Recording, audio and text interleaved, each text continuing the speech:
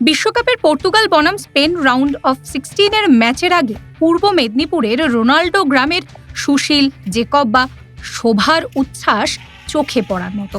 ওদের কারো পদবি তেসরা, কারো রোখা, কারো রোজারিও, কারো বা ডিক্রুজ। ওরা বাংলা বলেন পরিষ্কার, ঝরঝরে, কিন্তু তারপরেও বাংলা ওদের মাতৃভাষা নয়। ওরা পর্তুগিজদের বংশধর। আমাদের তো অনেক বেশি উন্নয়ন হয়েছে, কারণ ক্রিশ্চিয়ানো রোনাল্ডো যে এই বয়সে খেলছে সেটা নিয়ে আমাদের অনেক উন্নয়নতা এবং মজা পাচ্ছি আমরা, কারণ তিনি এই বয়সে যে খেলছে সেটা তার আমাদের কাছে বড় ব্যাপার। তিনি এই বয়সে যে সকলকে নিজেদের খেলা দেখাচ্ছে, এটা আমাদের খুবই আনন্দ দিচ্ছে। রাতে খেলা, টান টান উত্তেজনা, কি আশাবাদী? আমরা ক্রিশ্চিয়ানো রোনাল্ডোর কাছে পা থেকে গোল দেখতে চাই এবং খেলা যেন উন্মাদ হয়ে ওঠে আর কারো যেন না চোট হয়। এটাই তো বিশ্বকাপের শেষ রোনাল্ডোর খেলা, সেটা কতটা আশাবাদী এই শেষ বিশ্বকাপে? আমরা এখানে অনেক আশাবাদী, কারণ ক্রিশ্চিয়ানো রোনাল্ডোর এটা শেষ বিশ্বকাপ, তিনি একবারও বিশ্বকাপ পাননি। যাতে এই বিশ্বকাপে তারা যেন ফাইনালে ওঠে এবং কাপ পায়, আমরা এটা চাচ্ছি। কতটা এই খেলার মধ্যে কতটা ভরসা পাচ্ছে? আমরা এখানে অনেক বেশি ভরসাবাদ আছে ক্রিশ্চিয়ানো রোনাল্ডোর প্রতি, কারণ তিনি একটি ম্যাচে ড্র করার পরে যে পরের ম্যাচে যে তিনি যে এমন খেলা দেখালেন, যে 2টো গোল মারলেন, এবং সেই জন্য আমরা ওনার প্রতি আশাবাদী, কারণ তিনি এই ম্যাচেও কিছু করে দেখাতে পারবেন। আজকে রাজ্যকে খেলা দেখবে? আজকে আমরা সবাই রাজ্যের খেলা দেখব। যদি সাফল্য অর্জন করে কতটা উন্মাদনা রয়েছে? তাদের সাফল্য অর্জন করলে সেই রাতেই আমাদের সব যারা ক্রিশ্চিয়ানো রোনাল্ডোর ভক্ত রয়েছে সবাই মাঠে আসা হবে এবং পটকাবাজি দিয়ে ফাটিয়ে এটি উন্মাদ করা হবে। প্রায় 350 বছর আগে পর্তুগাল থেকে এদেশে এসেছিলেন তাদের পূর্বপুরুষরা। মহিষাদলের রানীর আমন্ত্রণে রাজকার্য পরিচালনার জন্য এসেছিলেন 12 জন পর্তুগিজ।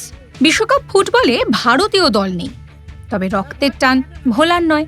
আর তাই রোনাল্ডোর হাতে ওয়ার্ল্ড কাপ দেখার অপেক্ষায় মিরপুরের পর্তুগিজ পরিবারের সদস্যরা। কাছ থেকে শুনেছি এই গ্রামের একটা ইতিহাস আছে।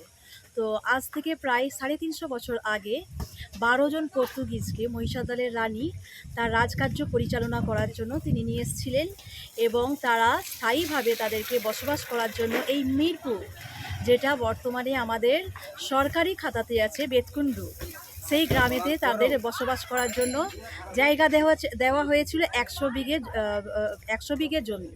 আর সেইখান থেকেই এখানের 2টো সম্প্রদায় তার মধ্যে ছিল, এক হচ্ছে ক্যাথলিক এবং প্রটেস্টান্ট, এবং 7 রকমের টাইটেল তাদের মধ্যে ছিল: তেসরা, পেরেরা, লোবো, ডিক্রুজ, রথা, এই রকম করে 7 রকমের টাইটেল তাদের মধ্যে ছিল। বর্তমানে আমরা প্রায় 350 পরিবার, ক্যাথলিক এবং প্রোটেস্ট্যান্ট মিলে 350 পরিবার এই গ্রামেতে বসবাস করছি। আর যেহেতু এটা পর্তুগিজদের বংশধর, তাই আজকে রাতের যে ম্যাচটা আমরা আশাবাদী, পর্তুগিজ বংশধর রোনাল্ডো, আমরা আশাবাদী যে উনি এই ম্যাচটা জিতিয়ে সারা ওয়ার্ল্ডের মধ্যে পর্তুগালের গৌরবকে তিনি ধরে রাখবেন, এটা আমরা আশাবাদী। তো এইটা ছোট্ট একটা গ্রাম হলেও এখানকার যে উচ্ছ্বাস ছেলে মেয়ে সকলের প্রতি, যে আজকে সারা রাত তারা সেই ম্যাচটাকে উপভোগ করবে এবং ফাইনাল যে কাপ যেন পর্তুগালই নিতে পারে, এটাই আমরা আশা করছি এই গ্রাম থেকে। আমরা তো আছি 60-70 বছর। আমি আচ্ছা, আপনার পূর্বপুরুষ আরও 300 বছর।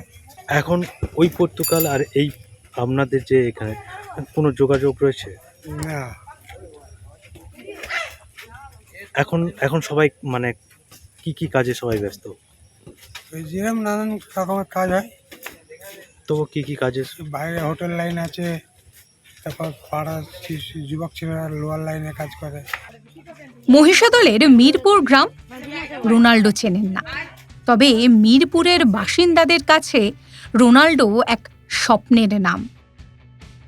সেই স্বপ্ন সার্থক করতে ম্যাচের রাতে রাত জাগবে মিরপুর। রোনাল্ডোর জয়, স্বপ্নের খেলোয়াড়ের হাতে কাপ উঠলে মিরপুর জুড়ে ফাটবে আতশবাজি। জয়ের উৎসবে মাতবেন বঙ্গের পর্তুগিজরা। মহিষাদল থেকে রঞ্জন মহাপাত্রের রিপোর্ট, সংবাদ প্রতিদিন.in।